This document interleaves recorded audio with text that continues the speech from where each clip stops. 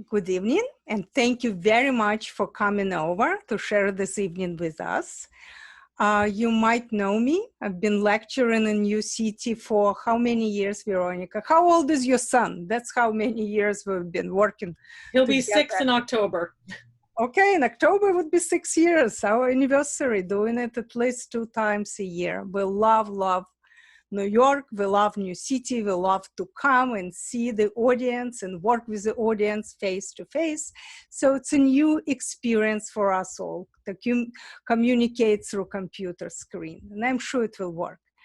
I hope you saw my very difficult quiz. And if you didn't, if you're just coming in, it's all about Italy. And the question is simple. Which one of the quote-unquote non-essential businesses was allowed to be number one to open the doors? And the options are electronic store, and that's what myself and my husband Alex, that's what we answered. Flower shop, I know a few of you answered that. Bookstore and coffee shop. Of course, many of us who've been to Italy know their coffee culture. It seems very natural. I have to tell you, we've been giving this quiz to many of our friends, and only one answered gave the right answer. And hint, hint, it was Veronica, your head of public programs and librarian. So the answer is bookstores. Why bookstores? And here we're coming closer to why we got together tonight.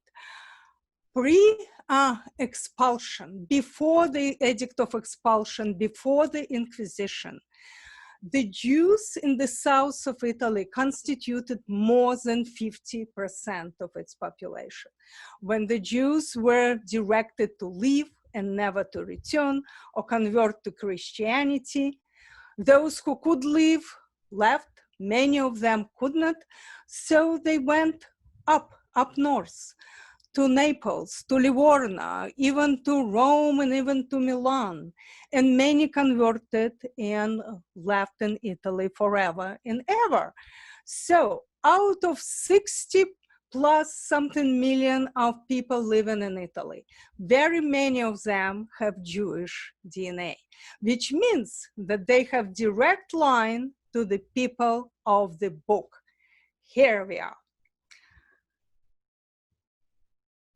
So now we'll be talking about the courage to redefine your identity, to find out who you are, who you want to be, what was your culture stolen from you over 500 years ago. And we'll be talking about Jewish Renaissance in Mediterranean, about the Anusim, the children of the first one. Who are these people and where would we go to find them in their stories? If you can't hear me well, please tell Veronica and she will do everything, do her magic. So we will go to Sicily. Can you see the red stars? And then to Sardinia. Then we will come to the tip of the boot, to the toes of the boot, to Calabria. And to understand who the Anusim were and are, we have to go to Spain.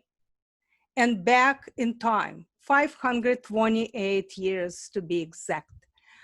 The year is 1492. And the royal couple, King Ferdinand of Aragon and Queen Isabella, they fighting for many decades, their war, Reconquista, reconquering Spain from the Moors, who were ruling Spain since 8th century. And then Granada, the last stronghold of the Moors, fell. So what does the royal couple do? They hide themselves in their royal apartments and they don't see anyone except their closest advisors for 3 days. Even Christopher Columbus, who was on the fundraising mission, you see, he needed funds to sail to America. He didn't know it was America. He had to discover it for us. They didn't want to see him. So what could be more important than the promise of riches in the new world, especially for the royalty whose treasury was severely depleted by decades of war. I'm telling you what was more important, the Jews. The royal couple was working on the Edict of the Expulsion of the Jews that said the Jews and Jewesses of our kingdoms have to depart and never to return. So many people left only if they had somewhere to go. And if they were able to dispose of their estate in a very short time, but still many did not. They had to forcefully convert to Christianity. So the Anusim, the children of the forced ones, is the legal category of Jews who were forced to abandon their own religion and convert to another. The Anusim of today, they're people who rediscovered their Jewish roots, maybe through studying, maybe through deathbed confessions of their mothers or grandmothers or grandparents. And they remembered strange traditions that stayed in their families that nobody else had. And for many, this is the drive to start learning. And this new knowledge for still many leads to a new identity, formal conversion to Judaism. When I first started to lecture on Anusim and the history of the south of Italy, and I did it first when I first presented at the Crypto-Judaic Studies Society, I was reprimanded by a number of people who said, Irene, we were converted forcefully 500 years ago. We are returning. So I have to always remember to use the right word. My dearest friend, Rabbi Barbara Auella, is the force behind this new Italian Jewish movement. And it's really a movement. It's a historic phenomenon. Rabbi Barbara is from Pittsburgh. She was educated in the US, fully American woman, but with strong family roots in Calabria and in Sicily. She is the woman of many firsts. She is the first woman rabbi in Italy. She is the first and only liberal rabbi in Italy. She is also the first person who opened a new synagogue in Calabria in 2014, and it was the first synagogue in Calabria since the Edict of Expulsion. For me, she was the first one who uncovered this mysterious world of Anusim, little known Jewish history from the south of Italy. And this world encompassed centuries of fear and secrets, years filled with the search of who I am for one's identity and courage to defy convention, reinvent oneself. I asked Barbara, why now? Why only in the 1990s people began coming to you and telling you about, I think I'm Jewish. And for Barbara, it was enough. If you want to study, do. I thought that maybe after the years passed from World War II, and you know, the south of Italy was always and is the poorest part of Italy. Maybe many decades after the war, people got a little bit more prosperous, got a little bit more free time, leisure time to dedicate to studies. No, said Barbara, it's internet. Internet gave you anonymity and time to study, to talk to people who are like you, who are searching for their own identity, and no one, not your children, not your spouses, not co-workers, would ever know. For me, as a theater person, the world of the Anusim contained drama, contained secrecy, defiance. And I understood after talking to Barbara that we have to come to Sicily. We have to follow the Anusim, learn their stories, and perhaps, if we're lucky, come to a new understanding of history and Jewish identity. Now we're facing cultural and spiritual reawakening, the return of the Jewish movement that becoming historical phenomenon. Barbara called it the call of blood, she says, it's the main driver. You know, long ago, pre-COVID-19, pre-pandemic, when people could travel anytime they want to and can. Our friends often would tell us, we won't go to Europe. Europe is done for the Jews. No, we would say, not our Italy, not the south of Italy. I'm convinced that Italy, especially our beloved south of Italy, they offer this rare ray of hope. When in the current atmosphere in Europe of anti-Semitic, anti-Israeli attitude and often escalating to violence, Italy is different. And the number of people who are searching for who they are and want to get back this cultural and spiritual heritage that was taken from them centuries ago, these numbers are on the rise.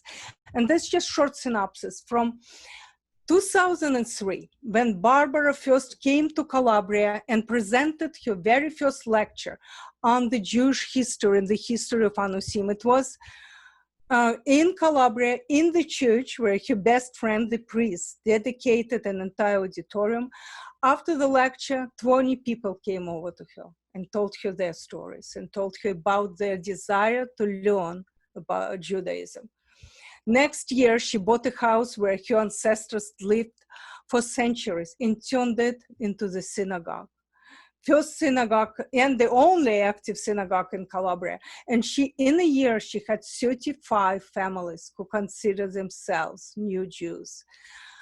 In 10 years after the consecrating the synagogue, 2014, they had the first two-day event. Now it's an annual event, except that year.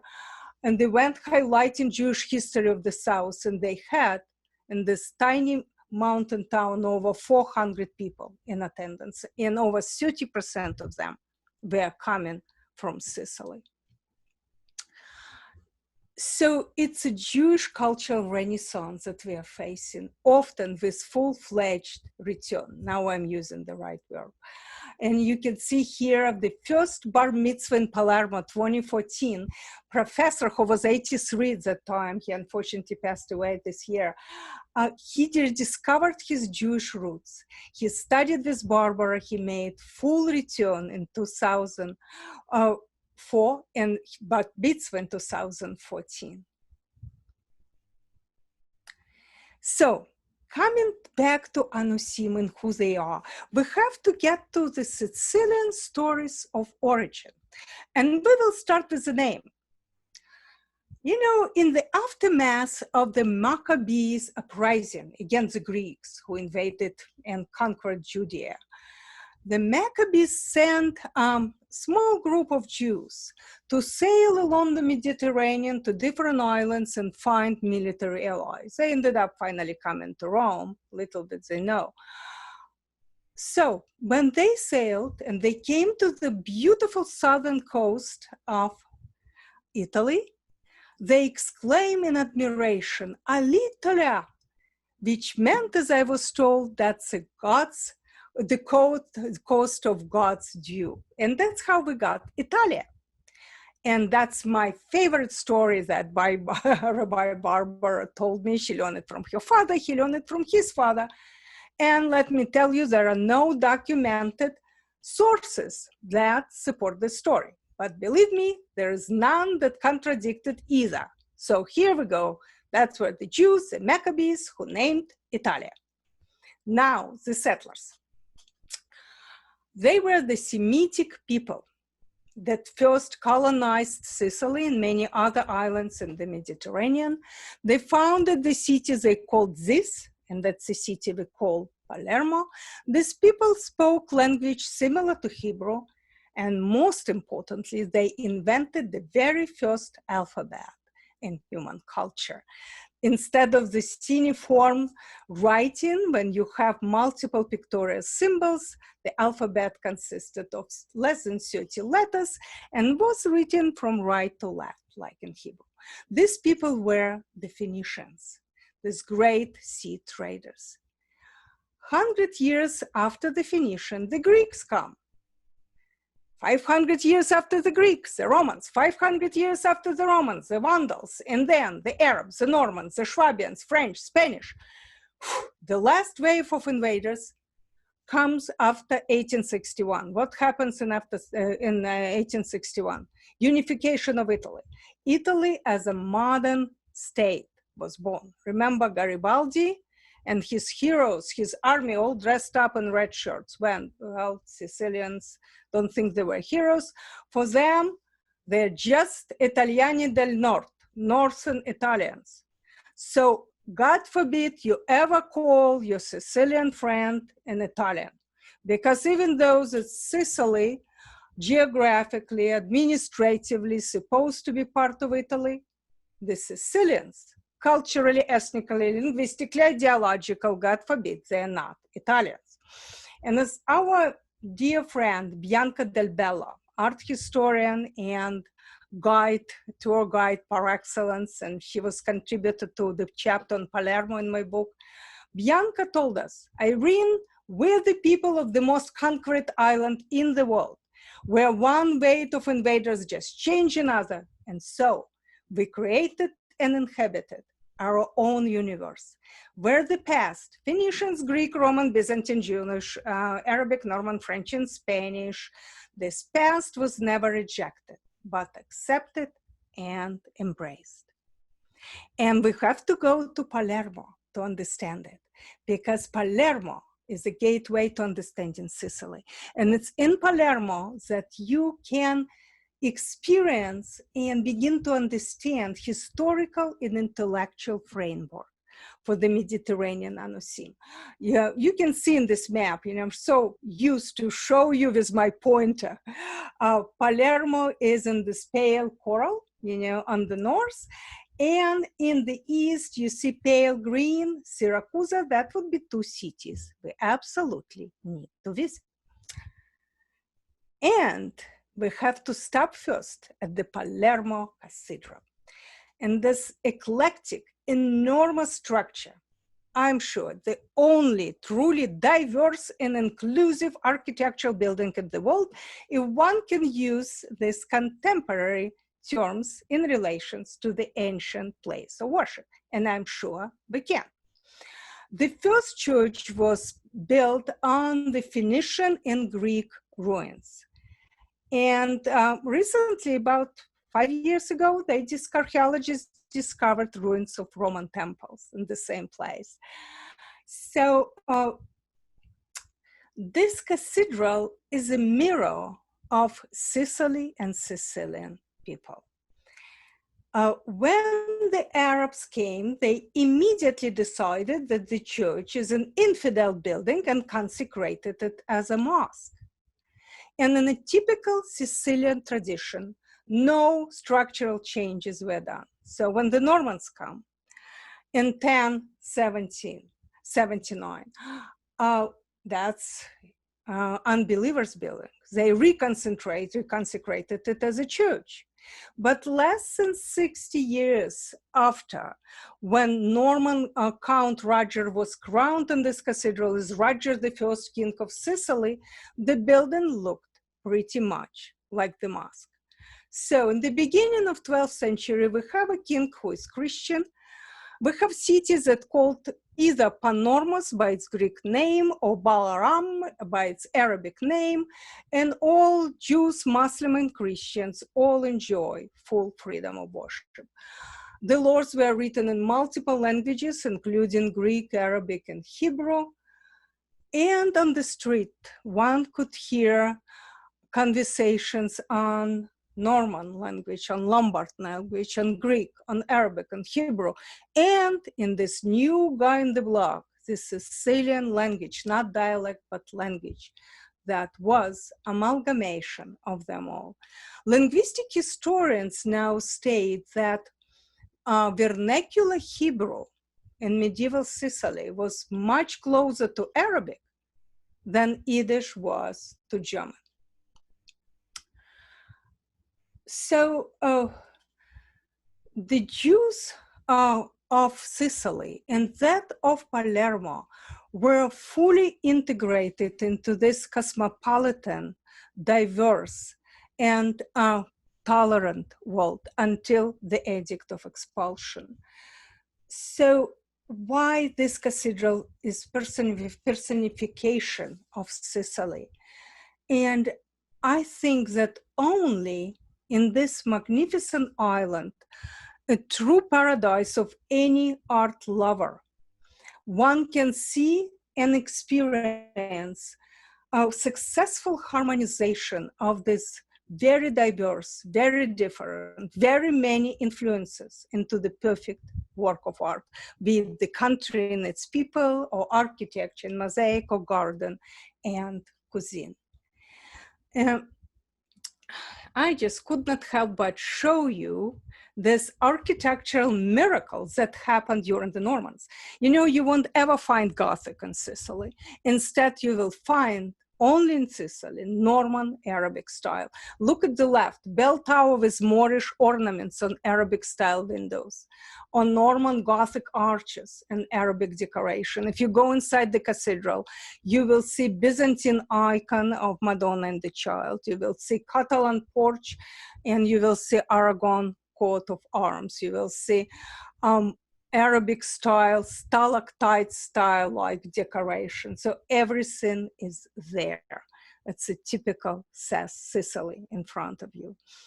I also wanted you to go with me to Palazzo Battelli's gallery, an art museum now, where Bianca pointed to a fresco called the Garden of Life. And that's where we learned this little noticed and rarely discussed example of the uniquely Sicilian pre-expulsion attitude towards the Jews.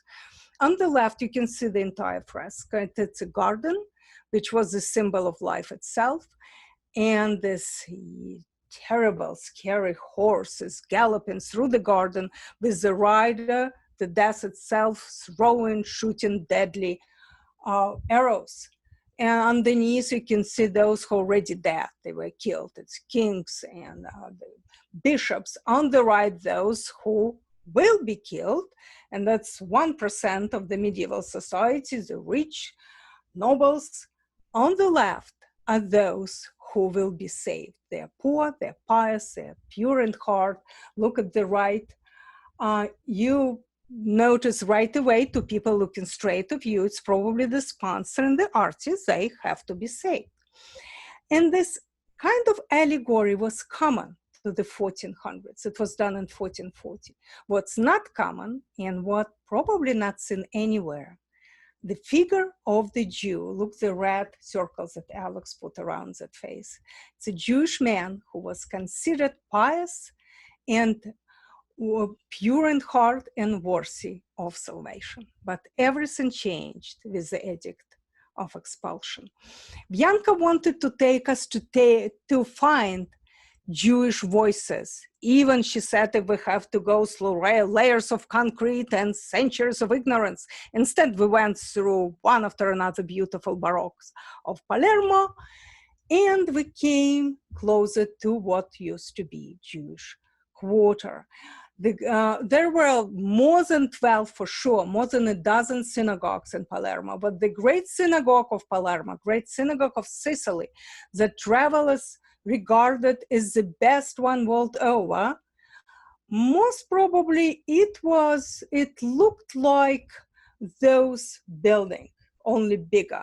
Architectural historians think that the great synagogue resembled this Norman Arab styles, square in shape, Romanesque, with graceful arches and cupolas. But of course, the synagogue had to be ruined, dismantled, burned. Here we are in the Jewish district, La Giudecca. Unlike European Jewish ghettos that had to be locked in from outside, this is not. It's an open city district. It offered free passage anywhere you wanted to go. It was freely chosen by the people who wanted to be near their fellow co-religionists. It was very important, very prosperous community who ruled Mediterranean trade in textile dyes, in silk. You know, after the Edict of Expulsion, numerous letters were written, and they were discovered about 25 years ago in the city archives. Letters in which businessmen and even clergy, city fathers, pleaded with royal couple to reconsider the expulsion, or at least give a different deadline, not because they loved the Jews so much, but because they feared economic and financial collapse. And now, in best Sicilian traditions, the name of the streets in Old Town written in three languages, Italian, Hebrew, and Arabic. And we're looking at Vicolo Mesquita street sign. And that was the street, Bianca said, where the great synagogue of Palermo used to be. And the street is named after the mosque. We said, why? Angrily, Bianca said, it's ignorance. But then historian and her back to reconsider, and she said, probably it's irony of history, because in the 10th century, Jewish district bordered with an Arab souk named Bakhlara, which now survives in Balaro market. And the girl in red blouse, it's me, and the girl with long hair and backpack is my dear friend, Bianca. And the best street food in Palermo is in the Ballara market. So the territory in which great synagogue of Palermo used to be was indeed huge. So it's not just one, but number of buildings were built on the side, like St. Nicholas Church on the left, it was a St. Nicholas monastery. And this church in 2014 dedicated a large part of its basement for what they called, quote unquote, reconstruction of the synagogue of Palermo. And the construction started then, but was stopped for the lack of funds, and especially now. But hopefully in the future. Right now, there are no synagogues in Palermo.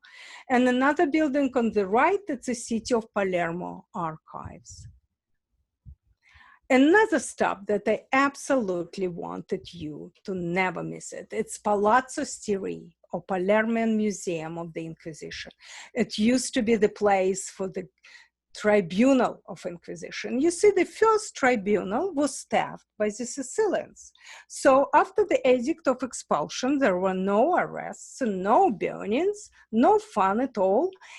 And when Madrid asked why, the office said, we have no problems with conversos, and conversos are the new Christians or neophytes. Another name is Maranos, meaning swines. It was not popular in Palermo at that time. That didn't work with Madrid. In 1510, they're sending a new ambitious inquisitor who had a different work plan. He suggested to have a simple incentive, which would tell you if you discover new converso who is actually a Judaizer. And it was the most terrible crime for Inquisition to be a Judaizer, practicing in secret your old religion. Then you will get 25% of this person to stay. And this simple incentive put an end to this multicultural, tolerant society, and it began the spike of denunciations and arrests and burning. This is a very interesting museum. All 2 floors of this cells are full of graffiti. Well, every prison probably in the world has graffiti. But what distinguishes this museum is the quantity of graffitis. First, they cover a wall to ceiling, every cell, and the quality of the art and the literacy. Just look at this drawing on the right. It depicts figures with Jewish names who are coming out of the mouth of a giant fish. And the Jewish names signifies that many of them could be 12 tribes of Israel. And this giant fish, what is it? Leviathan? And the cross on its head, is it the church, and where these people coming to salvation, the strange angel with a crown of horn on its head and devil's tail.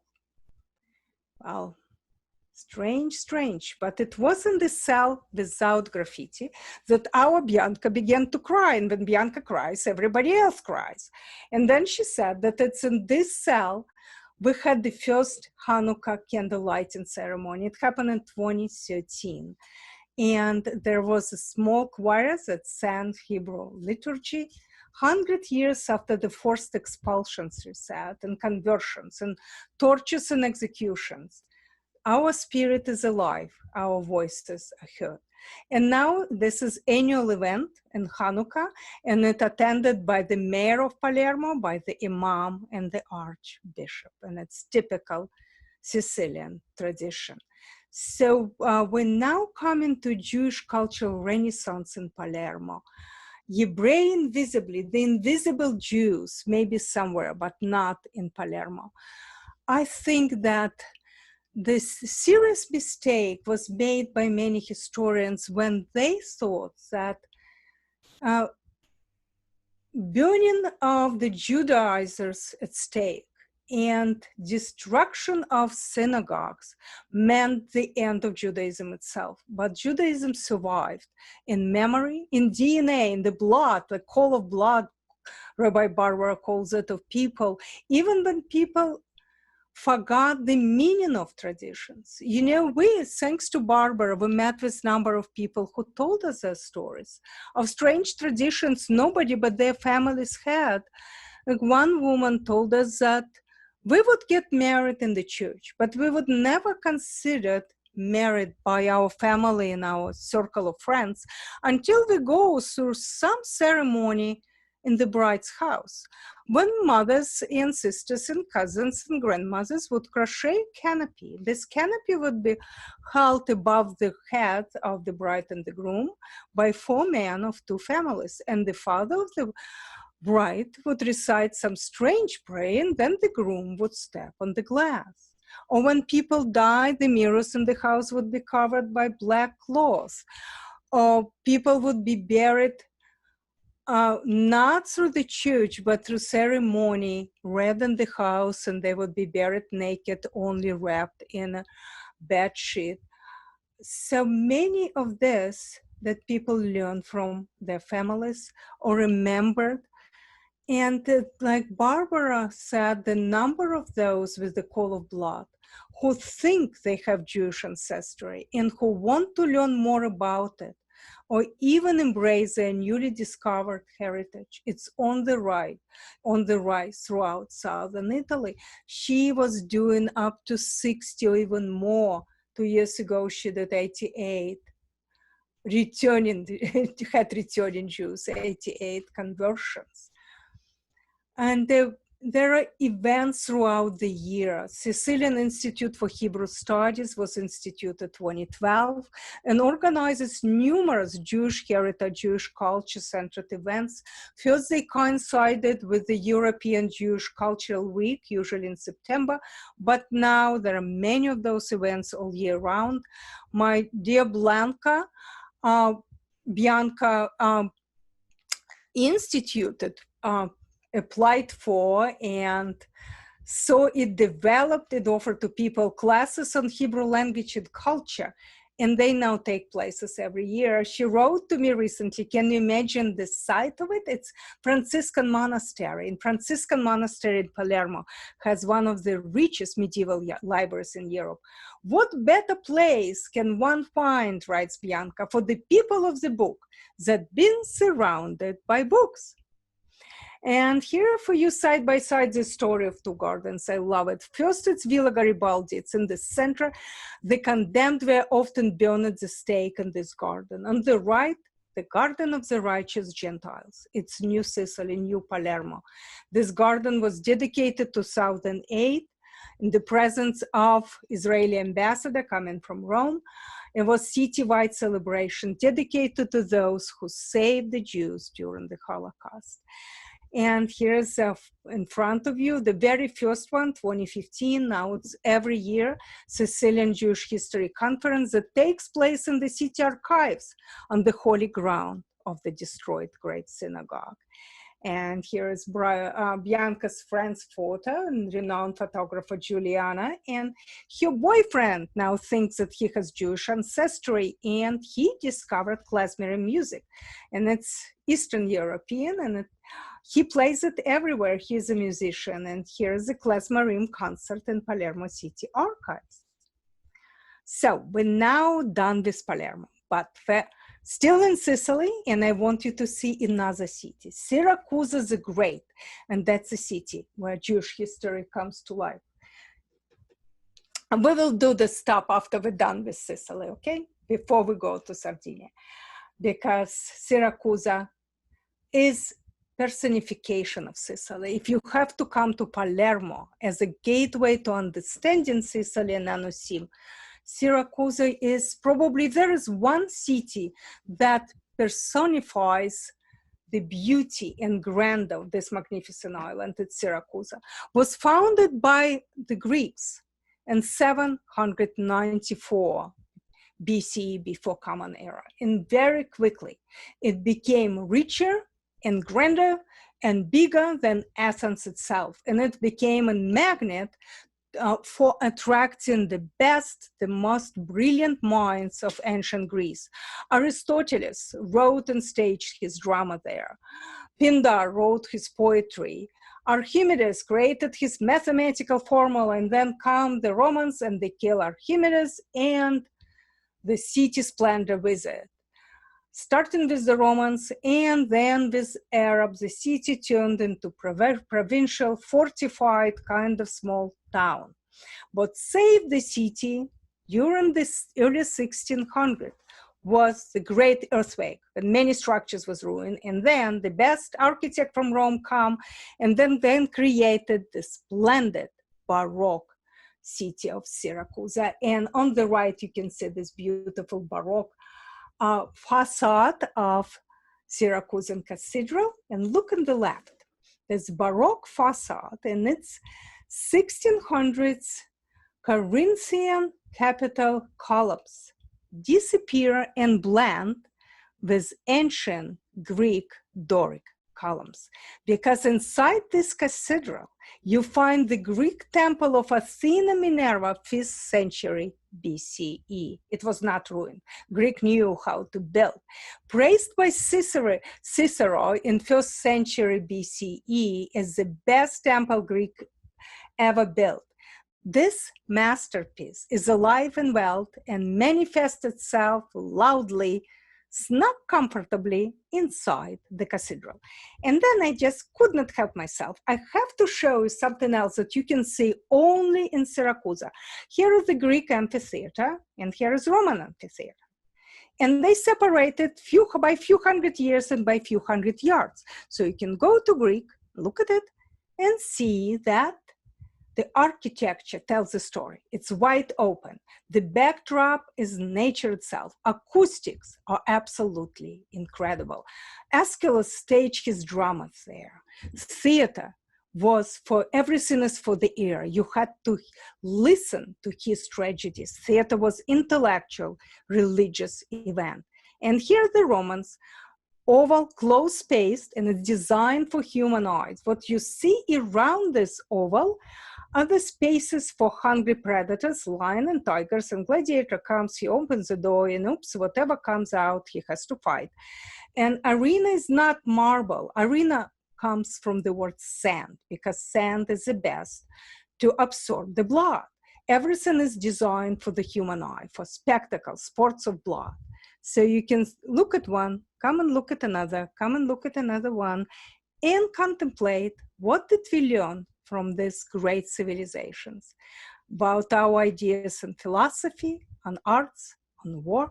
It's just incredible place for a historian. And Siracusa is also the city where you meet a present-day biblical Moses, Rav Di Mauro, who is a native of son of Siracusa and who became the first rabbi in Sicily after more than 500 years since expulsion. And he opened the first synagogue in Sicily. Remember, I talk about first synagogue in Calabria. This first synagogue in Sicily since 1492. And here I am pretending I can read Hebrew. Well, I can read Synagoga di Siracusa very well. And that's synagogue interior. We met with Rav Di Mauro, who became now our good friend. He's a native of Siracusa, as I told you. He has MD in cardiology, PhD in psychology and nutrition. He was educated both in Palermo and Rome and in the US in Miami, and for many decades he has had his very successful medical practice in North Miami Beach. But he, Stefano told us, never felt comfortable inside his own skin.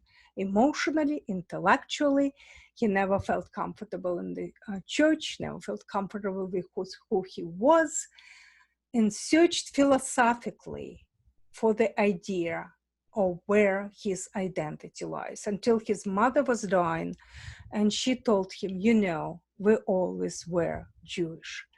And he explained to me that for the Sicilian Anusim, this gut feeling, this inescapable, I always knew voice, Barbara called it call of blood, it's the main driver.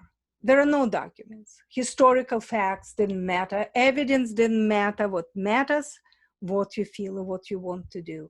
And Stefano began to study Judaism, and these studies led him away from medicine, led him away to New York and Jerusalem, to rabbinate. He became ordained as a rabbi in both Jerusalem and Miami. And he left Miami, came to his native Siracusa, bought this little house, and opened the first synagogue. He called it Yebrei di Ritorno, returning Jews.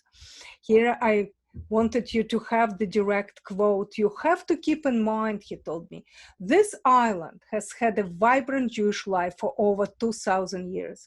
You know that in Siracusa, we have arguably the oldest Jewish community in Europe. The first Jews came not with Maccabees, not after the expulsion in the 15th century, but with Hellenistic Greeks in 6th century BC, before the Romans. Siracusa was 30% Jewish, he said, before the edict. And I see my mission, said Rav Di Mauro, as to help those people to recapture the awareness of their roots. I'm just a Stefano the Jew on the mission, he said. And he explained why he opened this synagogue, not in Artigia, a touristy area, an old Greek city still shaped as a Greek city of the 3rd century BCE. He said, because it's symbolic. This is the area where Jewish traders settled when they arrived as the Greeks, long before the medieval La Giudecca was established in the islands of Artigia. And this Syracusan son brought to life long-forgotten traditions of Judaism. He also revived long-forgotten story of Purim Katan. In Siracusa, Megillah, the book which is read about and the story of Purim is different. It's not Queen Esther, but the prophet Elijah who saved the Syracusan. And here is the photograph he gave me. And that's in 2013, for the first time in more than 500 years, Syracusan listened to their rabbi reading from their own Megillah in their new synagogue. And here I wanted you to see the Artigia. The community, Jewish community in Siracusa was the largest on the island after Palermo, and almost as rich as signified by numerous documents from Roman tax collectors. St. Paul, who arrived in 59 CE, Common Era, to Siracusa, knew that Jews were important there, and he came to Siracusa specifically to preach Christianity to the Jews of Artigia, of the Jewish district there. There were 12 synagogues, we know for sure, they describe, we don't know location of most of them, but only one. San Giovanni Battista Church was ruined by the earthquake that definitely built on the top of the synagogue. And another miracle of Siracusa, the oldest mikveh in Europe that exists in Europe. Mikveh is a ritual bath, and ritual bath, it's like baptism in Christian, and similar ritual for the Muslims. It's very important to Judaism. And this, unlike any other old mikvahs discovered in Cologne, in Germany, or in London, who became museum pieces, this is life. Rabbi Di Mauro performed over 20 conversions there and even one wedding. And he said this 1500-year-old mikveh is a true living legacy and testimony to the undying spirit and light of Judaism. And now, before we go to Sardinia, I can try to answer your questions. If I don't know the answer, I'll invent one. So I only have one question in the chat, and it was, are there any archaeological digs for ancient synagogues in Palermo? Yes, they are. And they even discovered mikveh. And it was a kind of competition whose mikveh came first. Is it Siracusa or Palermo? There are archaeological digs, and there are so many digs, not just for the synagogue, but everywhere in Palermo you can see Punic or Phoenicians ruins and Roman ruins, and something from, stones from Greek temples, but for the synagogue as well. It's difficult to perform this archaeological digs for the synagogue specifically because you have the monastery, remember San Nicola Church, the one that dedicated part of its basement for new synagogue, and this huge, immense building of the city archives, where it's probably the best way to think and show your respect of Jewish culture, all these numerous events that take place in both San Nicola Church and in the great archives of Palermo dedicated to Jewish religion and culture and music. Has DNA testing shown Jewish roots in Sicily and Palermo? Have the people who converted had their DNA checked? Okay. Sicilian DNA, I have to tell you, is like Sicily itself. It's everything. There are Jewish DNA and there are a lot of Arabic DNA. Arabs were there just 250 years, comparing with 500 for Greek, 500 years for Romans. But they loved the island so much that everyone in Sicily has Arabic DNA as well. And people who decided to return, who wanted to come back to their Jewish roots, many of them do tested DNAs, and they had DNAs that would lead them back to Toledo in Spain, or to Lisbon in Portugal. They were tested for Sephardic blood. But it's not even DNA, but it's what you feel. And for a Barbara, it's enough. It's a call of blood. If you think you're Jewish, okay, come and study and decide what you want.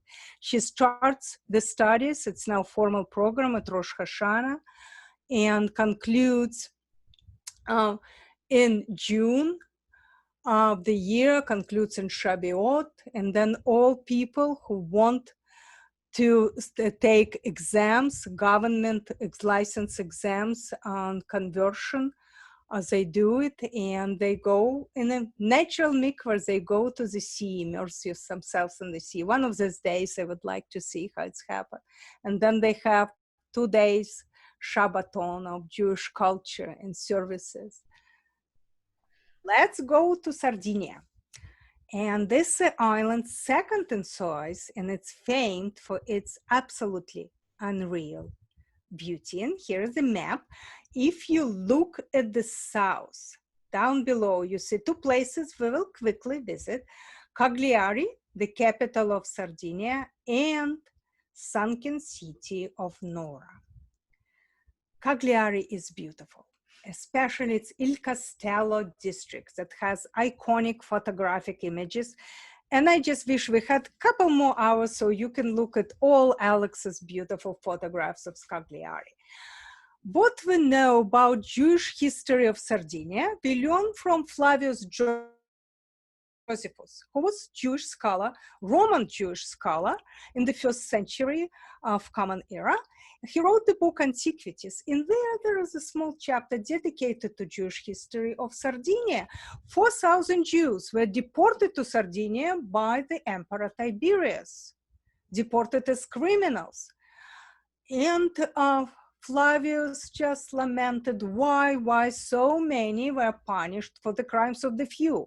And these few were four crooks who were doing fundraising all over Roman capital, talking to new converts to Judaism. And at that time, Judaism became very popular among Roman intellectual elite. Wives of senators become Jewish, and these crooks telling them they need money to build the synagogues. They were not going to build one, they just wanted the money. So when they were caught, the Emperor Tiberius decided to punish 4,000 Jews and send them to this godforsaken, as he thought, island. He hoped they would perish. But instead, the numerous descendants of those Jews became prosperous and indispensable to the island rulers. And even those rulers like Aragonese kings from Spain in 1300 that valued Jewish contribution in finance and international trade, in money lending and banking, in medicine, in science and crafts. And in the big city of Alghero, where was larger communities than in Cagliari, nothing is left there now. The Jews were they even didn't have to pay taxes, and they could display Aragonese coat of arms in their synagogue to show their privileged position and prized position. So on the photo, you can see Torre del Elephant, an elephant tower built by Pisa, and Pisa and Genoa, two city-states of Italy, were constantly fighting who will be rulers of this island. And the Jewish ghetto was located just north of this medieval tower. Nothing is left of Jewish presence in Cagliari, nothing that could be visible. Only the Church of Santa Croce, or the Church of the Holy Cross. And during this trip, we learned that even the south of Italy become upon the church called John the Baptist or Holy Cross. It's probably the church built on the site of the ruined synagogue. And only the neighborhood name, which is Ghetto degli Ebrei, reminds of the Jewish past.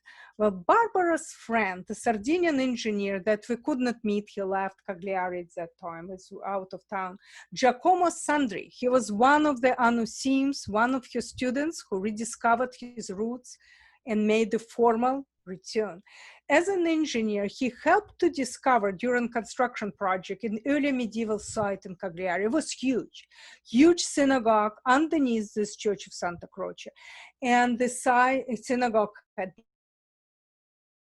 mikveh, had large garden, had school, lots of artifacts. But the city fathers decided they don't have money, 1990s, they don't have money to do any archaeological dig there. The artifacts, whatever were found, were sent to archaeological museum where we couldn't see any because they gathered the dust in the stocks. And the site was covered up. And now it's a garbage dump on top of the ancient Jewish cemetery. I wanted to take you to Nora, Phoenician city of Nora, because there we can talk about little known, and it's often little known, little discussed connections with earlier Hebrews. You remember that Phoenicians were Semitic people. They spoke language similar to Hebrew, and they colonized Sardinia, just like they colonized Malta, they colonized Sicily and multiple Mediterranean islands. Nora was the first city built by the Phoenicians in 11th century before Common Era, BCE. But for me, Nora forever linked to or stays right there in the beginning of written Western civilization, beginning of written history and written literature, because this were Nora stone, 9th century BC. Nora stone was found in 1700s. It's now an archaeological museum in Cagliari. And this is where you see with your own eyes the very first alphabet developed by Phoenicians. Remember, instead of cuneiformic writing, this pictorial symbol, this 30 characters. So this alphabet, this new invention, went all over the places Phoenicians colonized. And by the end of first millennium BCE, people of the Levant, Arameans and Hebrews, they all had written language, and later was developed into other written languages like Greek and Latin. So we owe a lot to the Phoenicians. Very little left of them in Norway, mostly Roman ruins ruined by the earthquake, the same one that almost ruined Siracusa, remember? Most of the city underwater. So if you do scuba diving, you can see this mysterious world underwater. We just walked the ruins. And it's a strange, mystic experience. Alex and I were talking that just like Phoenicians who disappeared from history but being absorbed by stronger civilizations of Hebrews and Carthaginians, and the same Sardinian Jews were pushed into oblivion by the forces of anti-Semitism and intolerance. And Jewish Sardinia today, there is no formal Jewish community on the island, but an increasing number of people, like Giacomo Sandri, they rediscover their roots. They come to either Siracusa or to Calabria, to Barbara, or Barbara come there. And since late 1990s, she has been officiating at returning and conversions of the Sardinian Anusim. So now we can take questions, or we can quickly move to the tip of the boat. My friend Barbara often signs love from the tip of the boat. We can go to Calabria. Go to the tip of the boat. Calabria has quite an interesting story. And also stories of origin, who do not have to be confirmed by documents, written documents, because and there are no documents who would contradict. It is then believed by many that grandson of biblical Noah, remember the flood? He had sons, remember? And grandsons, and grandson of him was called Ashkenaz, which means Europe. And Ashkenaz came to Calabria and settled there with his families and then extended families. So Calabria likes to think of itself as the oldest Jewish diaspora in the world. They also like to talk about very first tourist. You know who it was? Homer, the one who wrote the Iliad and Odyssey. And surprisingly, Homer was remembered and often quoted during the lockdown in Italy. And their lockdown started at mid-February and ended in mid-May. It was quite long. So I want to think that first was my dear Barbara, who did it in her synagogue, and then her friends, the priests and churches, but even journalists. They quote Homer from the Odyssey. Take courage, my heart, I say. You have been through worse than this. Be strong, says my heart, you soul. You have seen worse sights than this. And it was very appropriate during the lockdown. You can see here the ethrog. It's citron, it's a citrus fruit, which another story of origin, supposedly etrog was brought to Calabria by Jews from Egypt in prehistoric times. And still now, Calabrian etrog is considered absolutely the best. It's essential in our celebration of Sukkot. So let's go to this mountainous, beautiful country. There are, no archaeological evidence of the oldest Jewish settlement, except what we know about Ashkenaz. There is a street after his name in Reggio di Calabria. But Barbara, who is historian by trade, started linguistic research with different scientists, various scientists. And this research provides historical clues to the region, strong presence of Hebrew words, ancient Hebrews in Italian dialects. Would be interesting to read it, the paper when it's ready. The city city we loved, a tiny, tiny town in the mountains and by the sea is Bova Marina.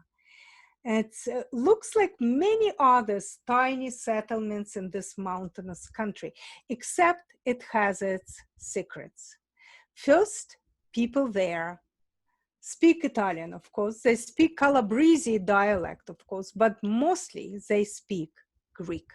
And their Greek, almost 30 or 40% consists of ancient Greek language.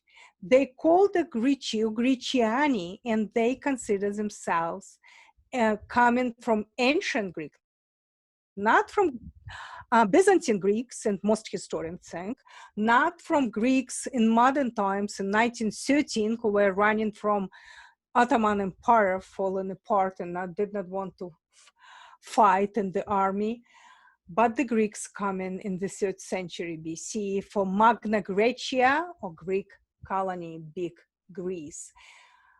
And just take a look at this few photos of Bova Marina. That's this little town, and view on its roots and its streets. Very interesting place. And here you are, archaeological evidence of the prosperous and permanent Jewish settlement in Calabria dated by 4th century CE, this era. In 1987, the synagogue was discovered during construction project in Bova Marina.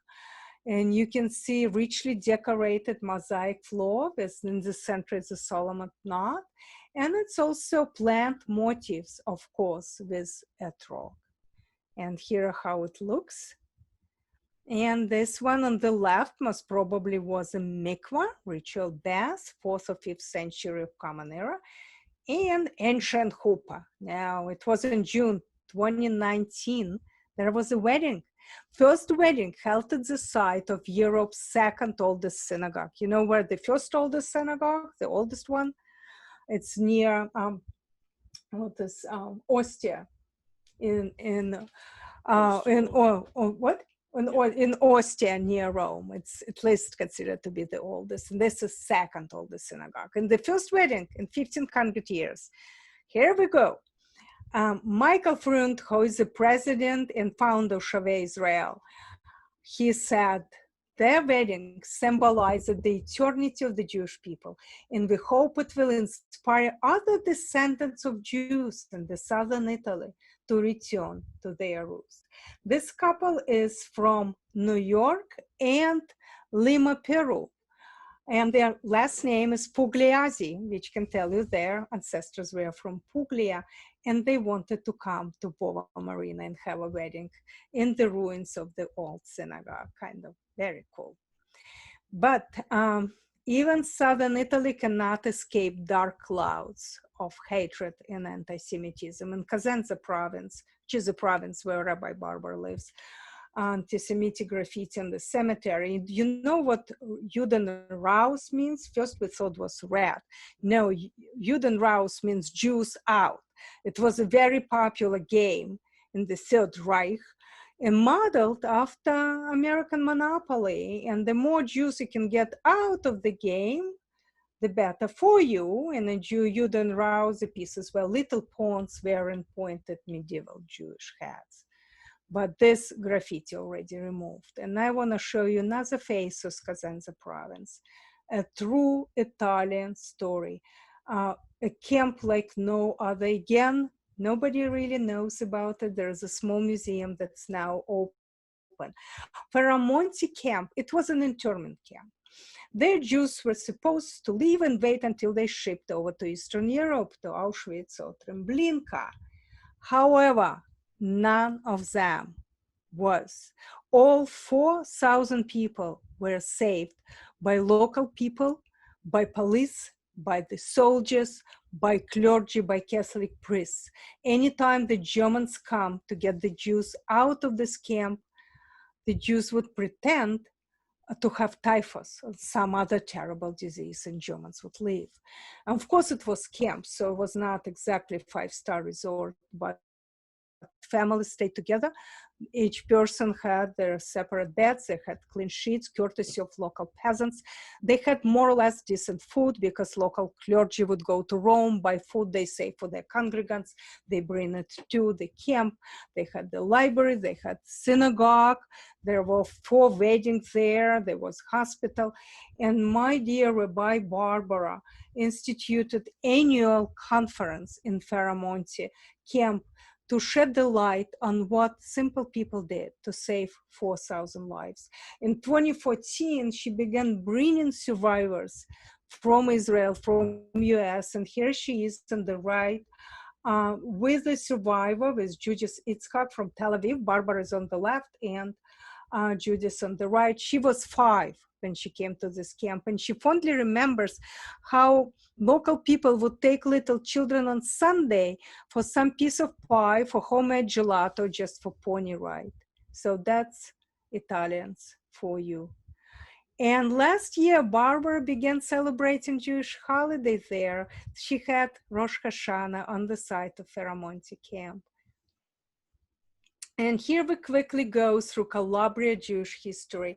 The largest city in Calabria, its capital city of Cavenza province, is La Mesia Terme, and it has very rich Jewish story. Here you can see on the right the statue of Frederick II, who's supposed to be defender of the Jews. That's why the Jews put this monument to him. Was he really? He was the king of Sicily, Sardinia, Apulia, Puglia, Calabria.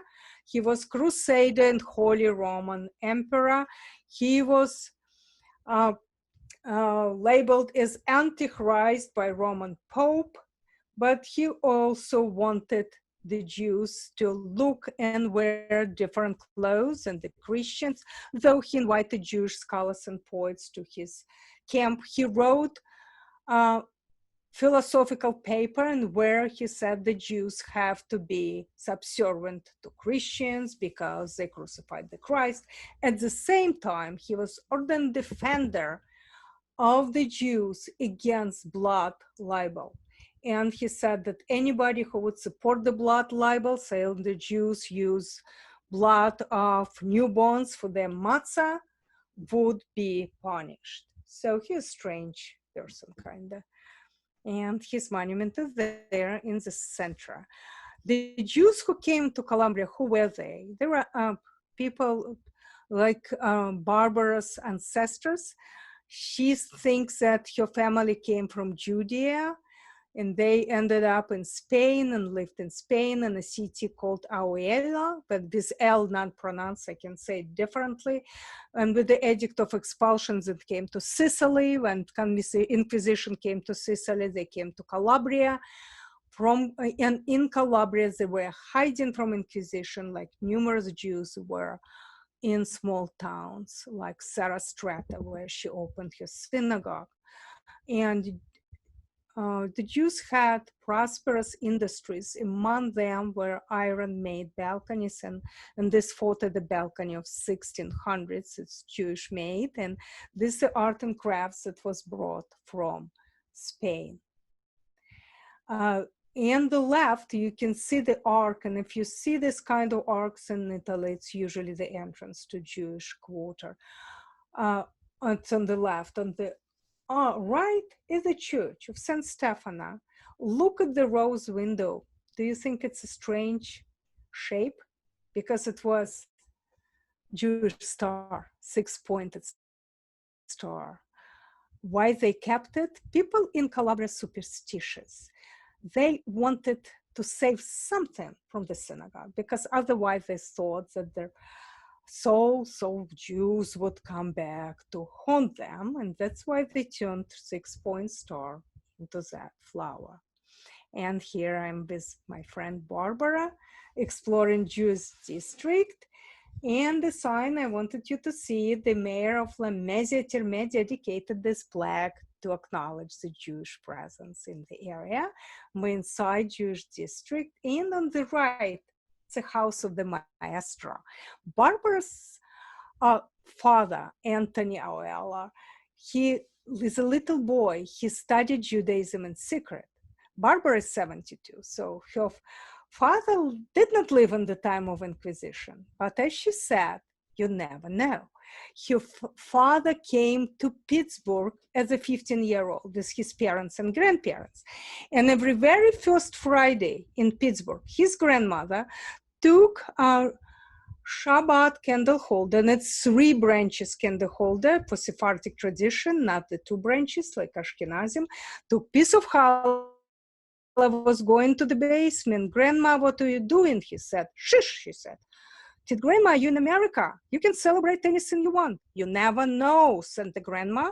Until the day she died, she celebrated the Shabbat just like she did in Siracusa in Calabria in the basement, because you never know. But Barbara's father was riding on the back of the vegetable trader cart, sitting on all these artichokes and hoping, can he have something softer than this? And he was going every Friday morning to La Mesa Terme, more than an hour, to study Judaism in this house. And Barbara never knew who was that man. He was called the maestro in the family. And we come into Siracusa, where we were hosted by Barbara and Enrica, her husband, the return of the Jew. And you see, Enrica, professor of history, he shows the signs that says, Alex and Irene, welcome to our synagogue. They began consecrated the synagogue as Ner Tamid del Sud, eternal light of the south. Actually in 2004, but officially in 2006. It's the first and only synagogue. And here we inside it, it's 45 chairs only, so it's a big celebration. It's often in La Mesa Terme in the hotel, and then they come here for the smaller one. And all chairs were made locally in Siracusa by non-Jewish craftsmen. And I learned the stories behind Torah scroll, and some of them very old, coming from Spain even. And I got a present. Can you see this little teeny tiny chair, like model of the chairs in the synagogue, to take home with us? And that's Barbara demonstrating how greatly she can blow the shofar. By the way, when she just came to Calabria, and she knew that there are so many people that would be anusim with Jewish past and their history. And when she would ask him, do you think your family was Jewish? People would often say, oh, no. Some even cross themselves. But then she realized she's asking the wrong question. She started asking questions about strange traditions in the family. And that's how many people in Siracusa realized where they were coming from. And for many, it was the beginning of the long and happy journey. And Barbara has collection of the shofars from all over the world. She tells me their stories, and also the story about the cat that ate the cannoli. Veronica, do you still have your cat nearby? He might be interested. She booked it, sorry.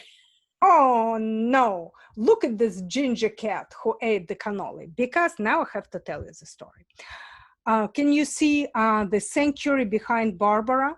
This table with shofars had a couple more tables put next to it when there was a bat mitzvah. The girl named Maddie from Brooklyn, her parents was of Italian Jewish ancestry, were Barbara's students, so they wanted their daughter to have a bat mitzvah in Siracusa. The girl Maddie was reading the Torah and suddenly began giggling and then laughing loud, and everybody present was looking what's happening. Then they followed her look, and in these tables were refreshments, and in the refreshments was the huge tray with cannolis. In the center of this tray was this ginger cat named Toby with cannoli in his mouth like a cigar. So that's the story of the cat who ate the cannoli. And Barbara even wrote an article, the story of the cat who ate the cannoli. And I met the cat. And here with the home with the rabbi and this Enrico Mascara, who is a Calabrian historian and educator. He was in charge of the curriculum for all public high schools of the region of Calabria. And he is incredible gardener and cook. And in Enrico's garden, quite a few Jewish weddings took place. And there you can see all over Sarastra depiction of Jewish industries. When somebody, David Ofrank, asked the question about DNA, Barbara and her friends, the professors, they started Jewish Cultural Center of Calabria. They do research about Italian names, they do DNA, and they write scholarly works. So from invisible Jews to the Jews of return. And just the last minute, I wanted to go over with you what did the Anusim of the south of Italy can teach us. And for us, at lesson 1, it was an unusually optimistic story in the world Jewish narrative, the story of return. Lesson 2, for us, the story of Anusim, following them, led to new understanding of Jewish history and Jewish identity. And that's a quote from Barbara. The Anusim descendants whose heritage was so cruelly stolen, hidden, ignored, sustained their history in their flesh and blood. And perhaps the call of blood that drives a continuously growing number of Bnei Anusim, the sons of Anusim, to search for their historical legacy and reclaim it. And lesson number 3, pluralism and inclusivity. Barbara is a proponent of pluralistic Judaism, even though she was raised in Orthodox family. But for her, it's important to help people to find who they are. And it seems that southern Italy and the islands of Sicily and Sardinia are different from the rest of today's world. For me, they trying to recreate the once and future world of acceptance and multiculturalism. Here is the first bat mitzvah in Calabria in 2016. And on the right is our friend, professor of violin from Naples, Angela Diamata, and her son, Alessandro. Right now, he is almost 20 and he studies cello in Geneva with a former Russian professor of cello from Leningrad to St. Petersburg Conservatory. When Angela heard me calling my husband Alex Sasha, she said, oh, that's how a teacher called by Alessandro. She calls him Sasha. So may this be blessed. And here is me with Angela in her native Naples. And here is me saying, I'm not leaving Calabria, do what you want. And now I'll take all your questions. And you can read more about Anusim and many, many other Jewish stories in my book. And it's now available not only in paperback, that I know many of you who came to my lectures bought, it's available in ebook and in large print. And thank you, thank you, thank you. You helped me to relive our time in Italy. And so I do have 2 questions stored up.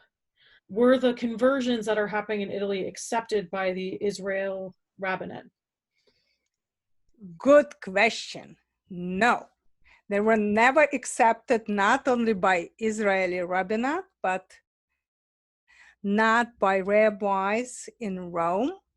And in Italy, it's mostly Orthodox Judaism, and Orthodox Judaism does not accept conversions the way Barbara does it, because she never asks for documents. There are no documents. There are only stories and call of blood.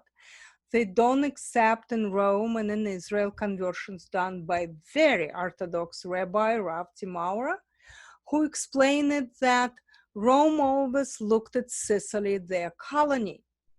Nothing changed much. For me, what's changed a lot was this new Jewish Renaissance that taken place in the south of Italy. But no, what they do is not accepted by Orthodox Judaism. And only recently, the Anusim's conversion began to be accepted by conservative Judaism. Oh, here we go. Are the Anusim the same people who wrote the Dead Sea Scrolls? Oh, no. The Anusim means the children of the first one. So the legal definition, that's the people, Jewish people who were forced to convert to Christianity to survive. They're not the people who wrote the Dead Sea Scrolls. Just want to say thanks again to our presenter, Irene Shalland, and hope to see you all digitally soon. So thank you so much. I'm going to end the session. Have a good night. Thank you. Good night. Thank you for coming. Thank you. Thank you.